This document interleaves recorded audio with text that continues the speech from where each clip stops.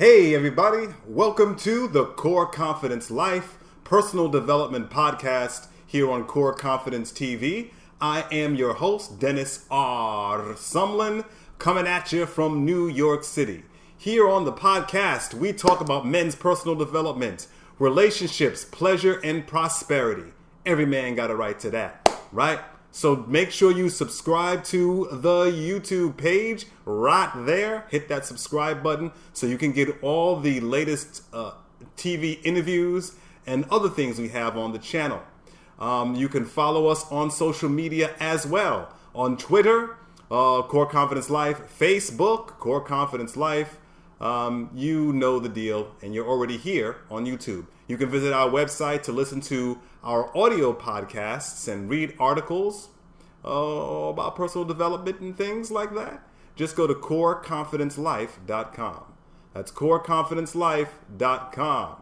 Right, on today's show, we are talking to someone who used poetry as personal growth.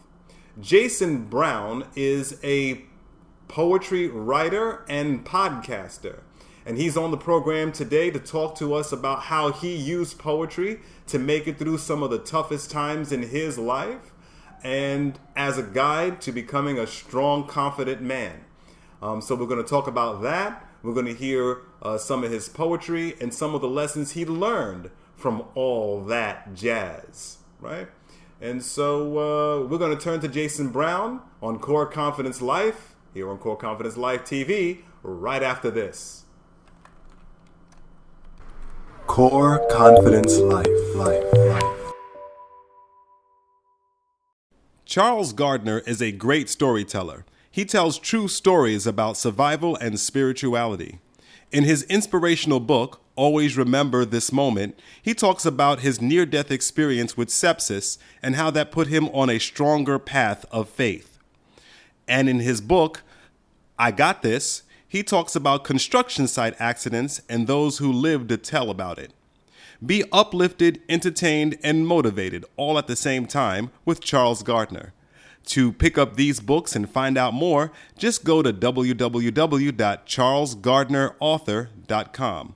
That's www.charlesgardnerauthor.com.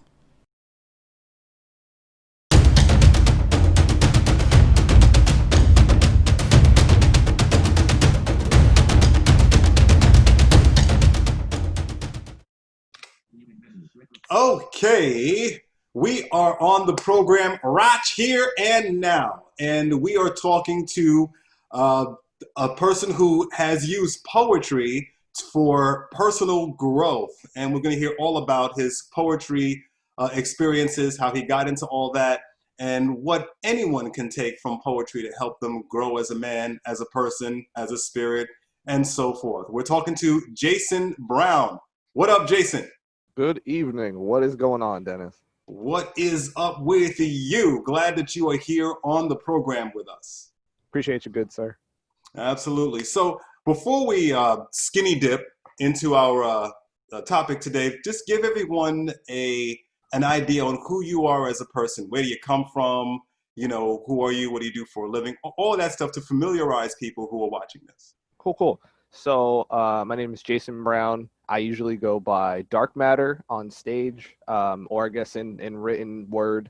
I'm originally born in South Philadelphia, and then I grew up in Virginia Beach, and I'd say that my DNA is about 50% both. You know, we went to Philly for most of the summers growing up as a kid, so spending the summer there kind of just kept me close to a city environment, and there's just a part of me that there's a part of the city that's never left me.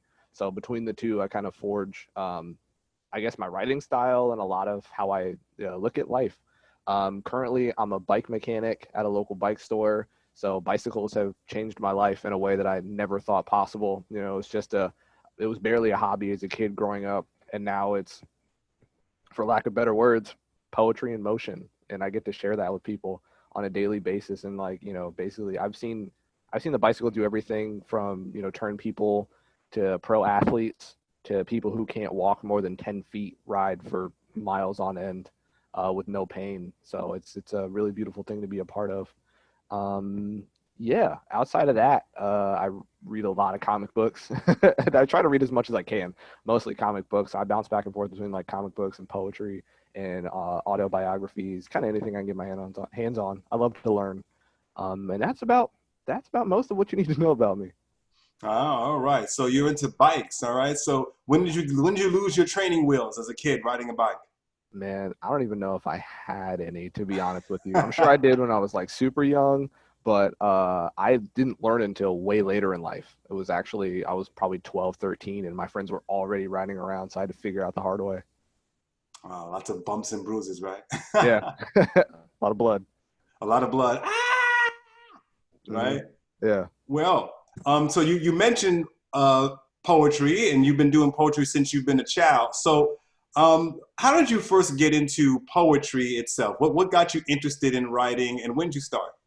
Sure. So I probably started around 10 years old, and I was watching TV with my mom. I want to say Oprah. I might be wrong, but that's the first thing that comes to my mind. And somebody was talking about a coping mechanism. They would write angry letters. So if they were upset about something, they'd write an angry letter and then ball it up and throw it in the trash just so they can get the emotion out of them. Okay. So I started doing that. When you're 10, you're trying to ask questions, nobody wants to answer them, you're not grown enough, that kind of thing. So I started, writing letters about things I didn't understand. And every once in a while, I was a huge fan of hip hop, so I would try to make stuff rhyme, not for meter or anything. I just wanted to see if I could do it. And then in probably seventh grade, I learned about Maya Angelou. Once I read her work and about her life, it pretty much skyrocketed from there. And I was like, I thought to myself, I can do this. I've been doing this to some measure, and I really want to pursue this. This is extremely cathartic and really helps me deal with life. Mm. All right. So that's really really cool. So, just some of your first poetry when you was just a child. Yeah. What give us an idea on what type of topics were in your mind? What didn't you understand at that time that you wrote Oh, why couldn't I drive? about? When you're a kid and you're stuck, you don't have anywhere to go except where your 2 feet can take you. It's why can't I drive? Why can't I ask questions? Why can't I get the answers to questions? At that point, 10, 11, you start to try to ask, pretty deeper questions than you would as a young child. So just trying to figure out how the world worked. I feel like between elementary and middle school, you just kind of get catapulted into a whole new world. Like, kids are cussing. So it's like, what is that? And just, I've always been a deep thinker. So I feel like even as a kid, I processed stuff slowly and internally and just thought deeply a lot. And it was just a way to synthesize that. So it wasn't all just running around in my head. So, you were inspired, or partly at least, by hip hop to start writing. Were Yeah. there any other inspirations of yours to begin writing? Yeah. So my mom always kept my mom's an avid reader. So she kept a lot of a wide variety of books around the house. And so I remember, ironically, Maya Angelou, I know why the cage bird sings. I remember the exact cabinet that it was in for pretty much my entire childhood. And I don't even know how it ended up there, but I just kept flipping past it to get to condiments or whatever. And like, why is this here? And then it turns out later that she would be my favorite poet. So it started with my mom, between her avid reading, and also we would watch TV together. And anytime I didn't know a word, we'd be watching TV and I'd be like, what does cacophony mean? And she'd say, I don't know, look it up. And that really just started a love for words in general, and really trying to figure out what they mean and fit them together when I'm writing poetry. So, you sound like you have something a little in common with me about being able to be articulate earlier in life, just from different things. You were into poetry. You would ask questions, and your mammy would tell you, "I'll go look it up."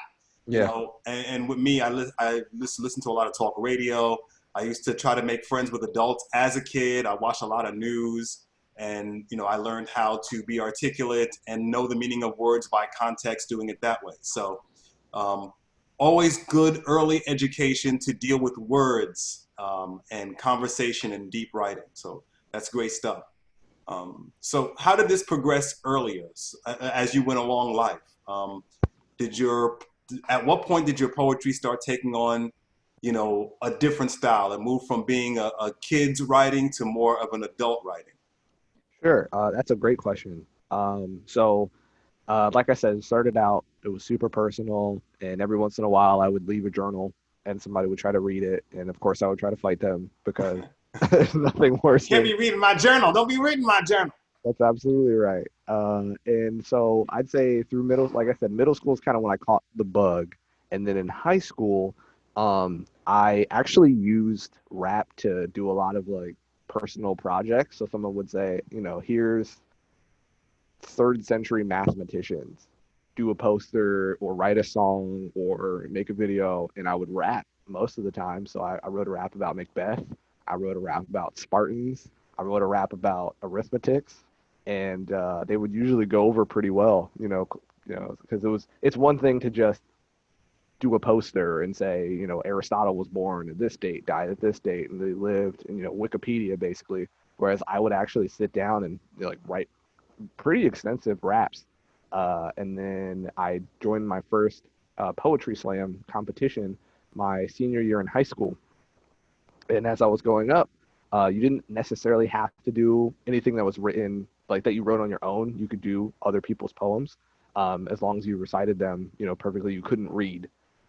So I was doing my poem, and no lie, I had spent probably a month trying to memorize it.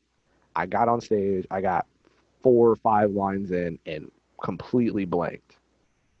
Completely blank. So I remember the point where I realized I don't remember my poem anymore. So then I just started a freestyle. Okay, I'm looking at the crowd, I'm engaging with people, and they're receiving it very well, and I'm kind of slowing down the recital, and because I'm playing for words, I'm like looking, I would like say a word that rhymes, like fish for the next one, like how can I make this work? And so I'm thinking I did horrible. They do the grading, the scoring at the end. I tie with somebody for third place. One of the judges there, most of the judges were our fellow student body. One of the judges was a published poet. She literally grabbed me by the arm on the way out and said, "That was amazing. There's no reason you shouldn't have got first place. Don't ever stop writing poetry." Mm. And Don't from ever stop. yes, exactly. And you listened, didn't you? Yeah, I absolutely did. I really wish I remember her name so I could send her a book. I'm gonna figure out eventually, but yeah, she told me right then and there, don't stop, and I haven't. That's right. Don't stop, or else you're gonna get an ass whooping. All right. You'll crack me with. So now you mentioned that we're gonna be talking about soon how poetry helped you overall in challenges, but just let's get a little deep here. What were and are some of the deeper challenges you had around life, dealing with life as a man, life as a person, whatever? What are some of the challenges that you have faced and faced? Sure. So the biggest one was when my parents split, because it wasn't a quick break. It was a slow fissure into eventual divorce. So being at an age that I was young enough to still see my family structure, but old enough to know that it was falling apart, was really, really tough for me. And poetry was an outlet because naturally a non-confrontational person, and that wasn't my place. So writing about how I felt really helped me ground myself, because my parents, for the most part, they didn't like to fight. They didn't argue. They're old school. They don't really fight in front of us. They tried to make it a point to keep that kind of stuff to themselves, and sometimes it just spilled out. And I have a younger brother, so he was still young enough that I kind of wanted him to um, understand that what was happening wasn't a coincidence, and I was trying to help him through it. So I'm looking up at my mom, who is frustrated, and now the man of our house is now gone, and I'm looking down at my brother and trying to be the support system for him.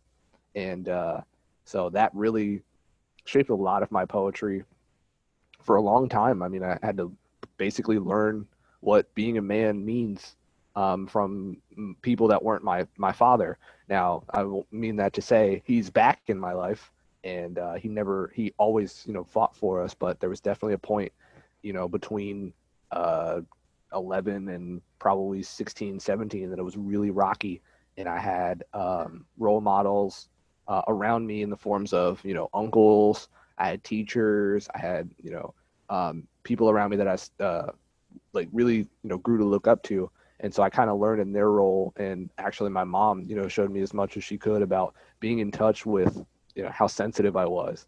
And that duality has helped me probably more so than almost anything else. Just learning to be a man when you need to be, and learning to be sensitive and open when you need to be, and being man enough to admit, when you're wrong, but at least having the heart to keep trying. I'm definitely not perfect, but I can, rest my head most nights because I tried to do the best that I could. So, how difficult is that? Like you mentioned, being a man and then knowing when to be sensitive and that you're a sensitive person. So, was that balancing act a little difficult for you, being able to, be knowing when to be sensitive and then when to keep it in check and have to stand up and take care of business? Like, what was that like balancing those two things? Every day is a new challenge. Every day is a new challenge. Um, there are definitely moments that I have ruined, moments in my life that I've ruined from not picking the right side of that coin. There have been moments where I've needed to be soft and I was rigid and it cost me something. There have been moments where I've needed to be rigid and was soft and it's wasted a lot of time or wasted a lot of energy. And so I'm going to be dealing with this until my last breath, but every day is different. And I just try uh, absolutely as hard as I can to be receptive to those things. And it's kind of learning to be a little bit reactive, mostly proactive, but a little reactive, engage kind of what's coming at you. So if for instance, working, if somebody comes at me and they walk in the door upset, I could tell in their body language they're walking hard or their hands are clenched, then I know there needs to be a point that I need to be receptive of that, and it's more of, I would say it takes more to be a man to accept that instead of just stonewalling them and saying, well, this is as far as we're getting. Now, if somebody tries to take advantage of you, obviously that's a different case. You kind of have to stay in your ground and be firm. But every day is different, and I try to think that I'm doing the best I can. Mm, all right. So there's a challenge for you too. So before we I have a few more questions, but just to dig more, are there any other challenges you have, just either now or in the past, or anything you're currently dealing with? Yeah, so I mean, the book that I'm working on, I had a rollout idea for um, books of poetry. So I published one a couple years ago, and I really liked how it went, and so I kind of wanted to do a follow up in that style. But 2020 has been so emotionally draining that a new project kind of creeped its way from my subconscious into my frontal lobe, and I've been kind of running at that. So just dealing with the immense amount of loss. I mean, you're talking about in the um, in the Black community, just how many people have died this year on police brutality that's gone unchecked, and the celebrities we've lost. I've lost people close to me. It's been hard, and poetry is one of the ways that I can really just feel everything: anger, rage, happiness, frustration, joy, and just put it all on a page. So hopefully by the end of the year, I'll have a compilation of that. So you'll be able to read more about it. I'll definitely send you a copy. Oh, all right. So, as far as poetry helping you through these things, helping you through your parents' separation, and then your balance between being aggressive and kind of receptive. So, what kind of poetry has helped you balance those things out? Any examples you have, or any particular writer that has helped you? Sure. So Maya Angelou, like I mentioned before, has been a big part of that. She lived a pretty wild life.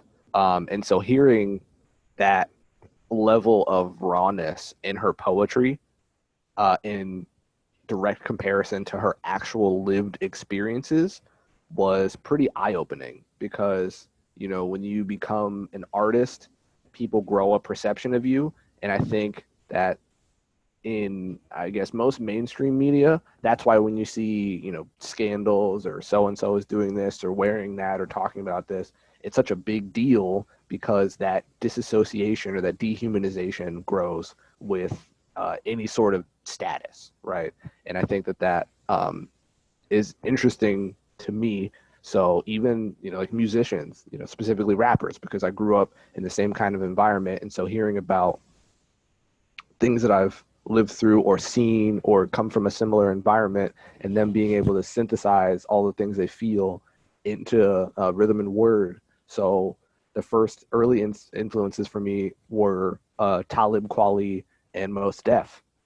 Hearing about them growing up in Brooklyn and them being extremely tapped into what was going on, not only in their neighborhood, but what was going on around the world, was kind of the big unlock for me. I've been reading a lot of Rumi lately and Khalil Gibran. Pablo Neruda is also a huge influence on me. I read some Toni Morrison recently, and it's starting to hit even more so. My fiance and I went to see a play, like a live play of The Bluest Eye, and that was easily one of the best pieces of moving art that I've ever seen in my entire life. So I've been kind of digging around lately, but Maya, Rumi, there's a philosopher named Osho. Anytime I read any of his work, I feel pretty inspired. Bruce Lee actually wrote a ton. I didn't know that. And the more I read about his philosophy on how to deal with life, he dealt with a lot of adversity, a lot of racism. And so, seeing how he moved through that and navigated and wrote it all down was a big unlock. All right. So you've been writing poetry for a long time yourself. You talked about your book and everything that may be coming out a little later.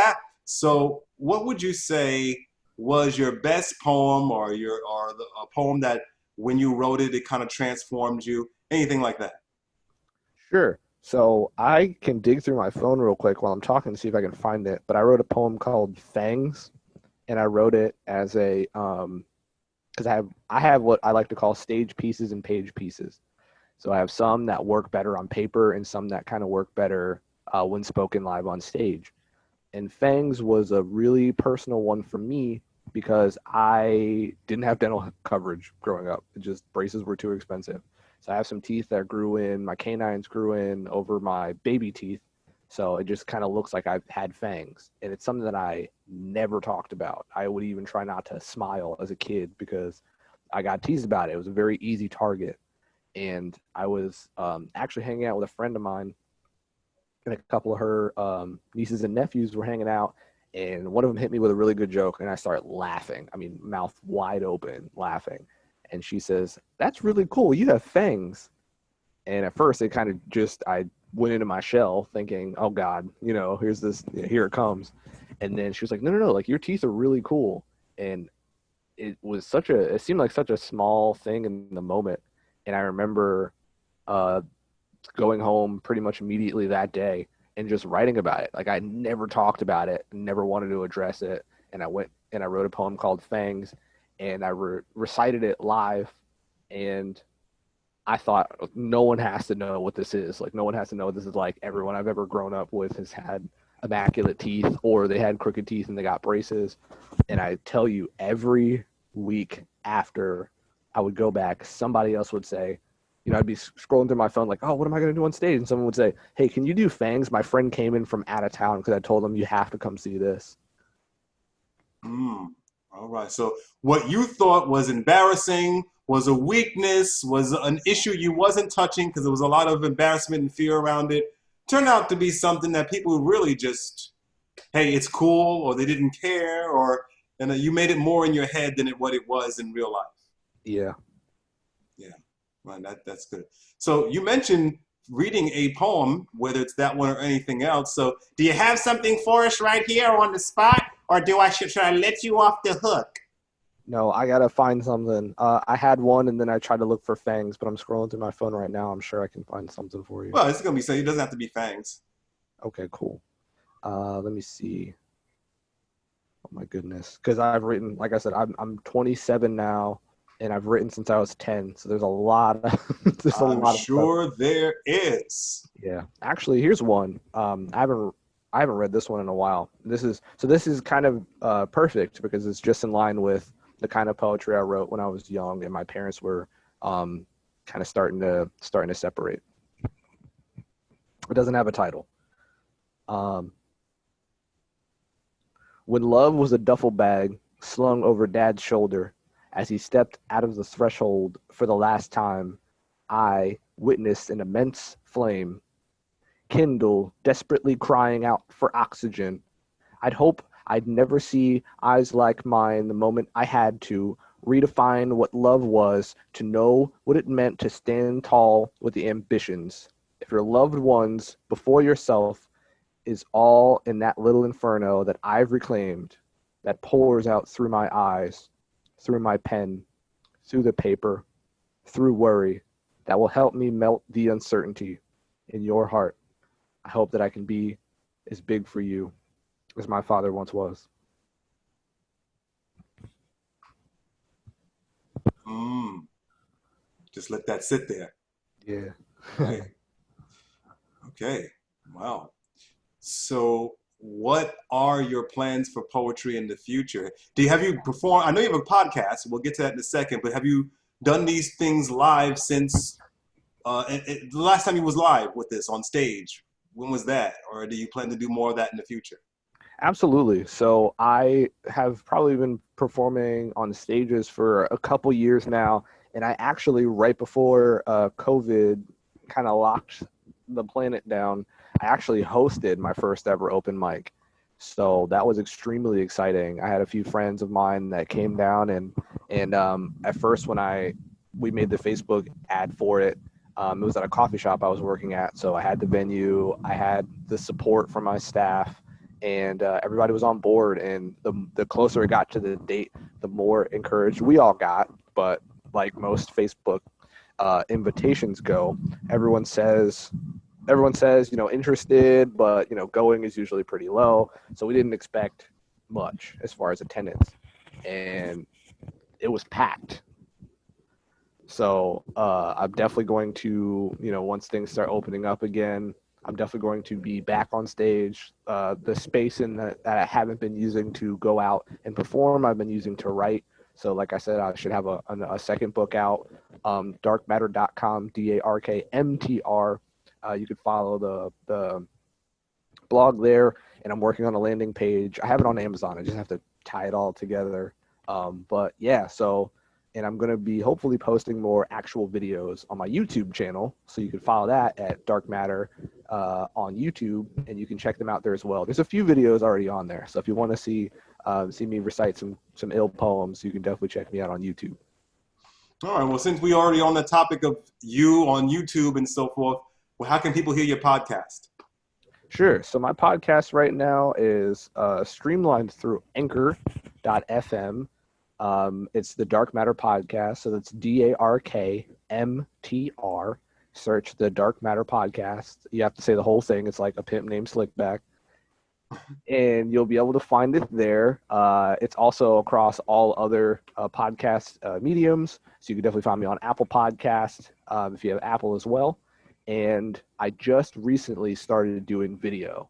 So I have the audio form, which you can go back for a couple years, but the video I just started doing a couple weeks ago. So a regular video. I want to, for the rest of the time I do the podcast, put a video out as well. So the latest video is about a week and a half old. Check that out on YouTube or listen to it on anchor.fm or wherever podcasts are found. Or wherever you find your podcasts. So a few more questions here. So with all the poetry background that you have, both with other people's material and your own, give me at least 2 or 3 solid values that you've gotten from poetry that you live by today. The 2 or 3 values, lessons, skills, coping mechanisms. If you have 2 or 3 of them in mind, what are some of them? So maybe people can maybe pick up a couple tricks from you. Sure. These are all awesome questions. Thank you so much, Dennis. You're welcome. So I'd say the first one is self-acceptance. There are definitely things that I believe I am not good at, and I probably won't be good at for a very long time because the universe has a way of showing everyone lessons. Now, the difference is the lesson might be teaching you something outside of your natural wheelhouse, but it has been a wonderful journey of mine to be able to read, because sometimes you think something in your head over and over and over again, it becomes cyclical, and you say it out loud and it just shines a light on it. So poetry sometimes does that for me as well. So whether it be something that I'm not good at or something that I am good at, or a situation that I may not know how to get out of, I can at least write about it and accept myself for who I am at that day with the information I had. And it gives me something to look back on. So growth is obviously not linear, but it's pretty eye-opening to look at something from a journal from, a year ago and see what the worst thing in the world was to me a year ago and say, oh, well, at least I'm doing better. It's not the same necessarily the same issue, or it might be. And then it's like, okay, well, maybe we need to adjust the way we look at life because obviously we're still dealing with this and we need to find a different way to approach this. So self-acceptance and tact. I personally don't like to use too much profanity in my poetry unless it proves a point. Like unless it drives something absolutely home that no other word can. But for the most part, I try not to use profanity. I try not to use regular idioms. So whenever I see something that sounds like something you would hear over and over again, I like to flip them on its head. So I'm trying to think of an idiom off the top of my head, but anything that sounds cliche, I try to take. I sometimes will literally make an example out of a cliche. I'll take a cliche and try to flip the words around or find the root of one of the words and like build a whole rhyme scheme around that. So that's another thing that I really like to do. So I guess the third is creativity. Literally just taking things that you would normally just hear in the regular vocabulary or in a normal lexicon and take them and just absolutely turn them on its head and use it for creative measure. Oh. So self-acceptance, tact, and creativity. So I guess in your poems you don't say ass Unless I have to. unless you have to. Do you say tits? I guess you don't do it unless you have to. Unless I have to. Unless you have to. I guess I'm not very tactful. Maybe I'm not. I'm even unsure what you say, what you could say on YouTube, or else I would have said it already. Because on my audio podcast, I say whatever the boop I want. I don't know what you can say on YouTube. I don't know what you can't. But yeah, my poetry would be quite interesting if I ever wrote it. Yeah. So here's a question for you, for your ass, right? What issues do you think are important for men to understand? Yeah. God, these are all great questions, man. I think it's important for men to know that being the man, air quotes, doesn't necessarily mean being rigid at all times. I have spoken to men much older than me, younger than me, single men, multiple married, married multiple times, and the thread that seems to weave through them all is this idea that we need to be hard or upstanding or rigid or stoic at all times. And that is absolutely insane. It's just there's no way you can just go through your whole life and be a brick wall. Sometimes you have to be a gate with your door swung wide open. And poetry has taught me that more than anything. I would say maybe about as much as my mother's teachings, but poetry has really helped me turn that into something that I can share in a realistic context. I've heard men or men have come up to me and said, "Man, like the way you talk about your feelings, just as as openly as you do is outstanding, because it's just always, I can't like flowers, or I can't like, uh, you know, chick flicks, or I can't like, anything that pulls any emotions outside of, I got to be hard. I got to listen to gangster rap. I got to talk about, all the money I make. I have to talk about my accolades, or, anything to that status. And that's fine. But that, trying to keep that up all day, every day for the rest of your life has driven, I've seen it, older men nuts, or made them make mistakes or make choices in their lives that they later live to regret. And I absolutely don't want to do that. I'm the same guy that works his face off, from the moment I wake up to the moment I go to sleep. But I will also, hang out with my nieces. They've been, huge in my development in that. And in the same breath, if they want to sit down and they want to, paint my nails or whatever, it's like I can be that too. And it's all a part of being a man. You're absolutely right. It is very hard for men to. I'm a little bit older than you, Jason, sir. And I can tell you that where I came from, you got to be hard. You can't allow anything to supposedly get to you. You're tough, and me being a little bit more sensitive than maybe the other dudes I was around, that impacted me too. I had to navigate my way through that, and I remember. When I was starting to really start my speaking career and really start to become a coach full time, it was hard for me to talk about my feelings in front of an audience when I was giving speeches. And sometimes I couldn't wait to be done. But then I remember one story where I was talking about dealing with depression as a man and some of the things I had gone through back during them days. And I couldn't wait to finish it. It was a Toastmasters group. And I couldn't wait to finish it. I couldn't wait to get the hell off the stage. Oop, I said hell. It would be good for your poem. And then after that, a dude came up to me and go, I'm glad that you made that speech because I relate to it. And it was good to hear another man talk about these things openly. And so I discovered after that, the very things that you may be scared to say to somebody is the very thing that they might actually need to hear. Absolutely. Here I am scared to talk about my depression that I had and, being a sensitive little flower and how I dealt with that. And here we are, an audience full of people, and there's men out there who are quietly yearning to hear another man step up and speak that message. Yeah, that's a huge deal. It really is. It's real deal Holyfield. So, all right, cool. Well, Jason, do you have any tips? What's one tip you can give someone right this very second to make their life that much more better if they were to apply it? Right, every day.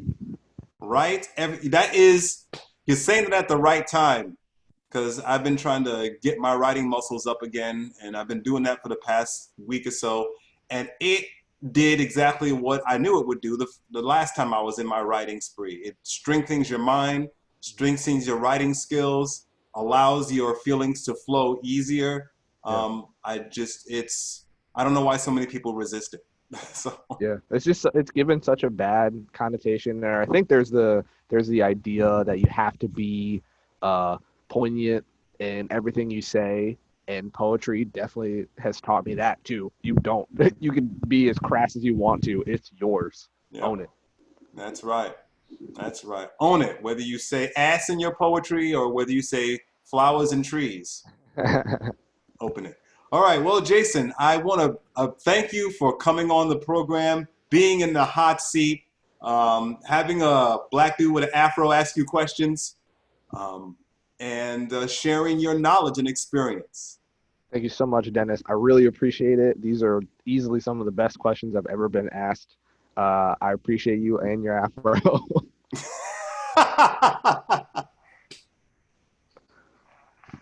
All right. So just one last time, where can people find you and your podcast?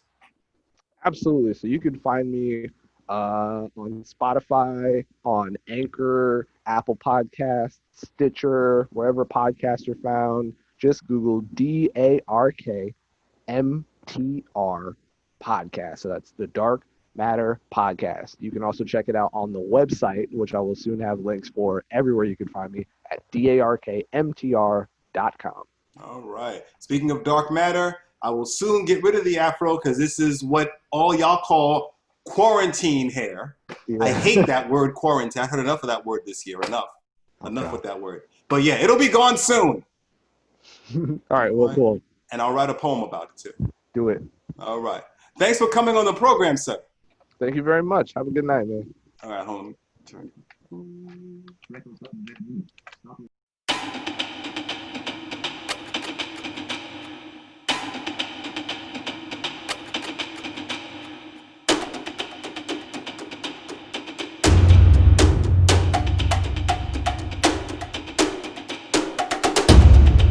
If you'd like to be a guest on the Core Confidence Life podcast, just fill out our application by going to coreconfidencelife.com/guest. That's coreconfidencelife.com/guest. We appreciate you and all your feedback. So to give us comments about the podcast or anything else, just send a message to Dennis at coreconfidencelife.com. That's Dennis at coreconfidencelife.com. Follow us on Facebook, Twitter, YouTube, and all the social media outlets, of course, at Core Confidence Life. I'm your host, Dennis, from New York City, giving you higher consciousness, lower stress, hard-hitting manhood issues with just a side of cornball humor.